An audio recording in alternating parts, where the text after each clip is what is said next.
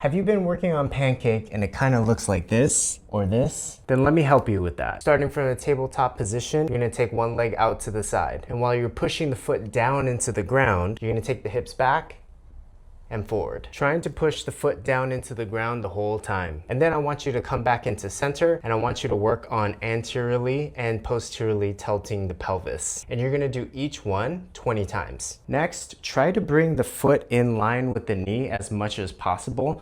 If it's a little bit further back, that's totally fine. From here, you're just gonna rock out to the side, come back into center, and then push the thigh back. And you wanna do each movement for a total of 20 times. Next, we're gonna come into sort of a horse stance where you're pointing the toes out to the sides and you're taking the knees out to the sides. Start pushing the elbows into the knees and the knees into the elbows, and you're gonna hold here for 20 seconds. You're gonna place your hands down onto the ground and slowly walk the hands forward. As you walk the hands forward, lower down into a frog pose. Keep pushing the knees into the ground and staying where it feels slightly uncomfortable, not painful, for 20 seconds. After you're done with 20 seconds, come back up and come back to your starting point. All those movements targeted the inner thigh more than the hamstring. So now we're gonna switch over to the hamstrings. From here, I want you to take your legs out 90 degrees. It doesn't need to be wider than that, and your legs don't need to be straight. You can be right here. Bring your hands into prayer at the center of your chest and slowly start to come forward, trying to keep the spine nice and straight. You're gonna stop when you feel a little bit of a stretch, and then you're going to push the heels down into the ground,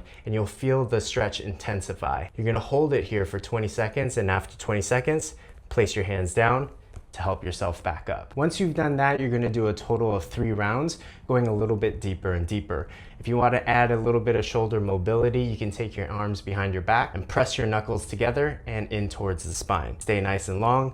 On your exhale, come forward. Keep pushing the heels down into the ground until maybe you can bring your head down.